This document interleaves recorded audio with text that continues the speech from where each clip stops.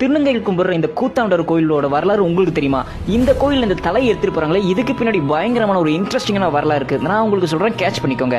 அர்ஜுனனுக்கும் உலுப்பிக்கும் கல்யாணம் ஆகுது. இந்த உலுப்பி யாருன்னு இந்த நாகங்கள் இருப்பாங்க, அதுலயே ரொம்ப அழகான ஒரு பவர்ஃபுல்லான நாகமான ஒரு பெண்ணா இருக்காங்க. இவங்க 2 பேத்துக்கு தான் அரவான் அப்படின்னு ஒரு குழந்தை பிறகுது. இந்த அர்ஜுனனுக்கும் உலுப்பிக்கும் குழந்தை பிறந்ததுக்கு அப்புறம் உலுப்பி கிட்ட குழந்தைய விட்டுட்டு அவருடைய கடமையை முடிக்கிறதுக்காக போயிடுறாரு. பல போர்களை சந்திக்கிறாரு, பல பெரிய பெரிய வெற்றிகளை பெறாரு. அரவான் வளர்ந்து பெரிய பையனாயிடுறான்.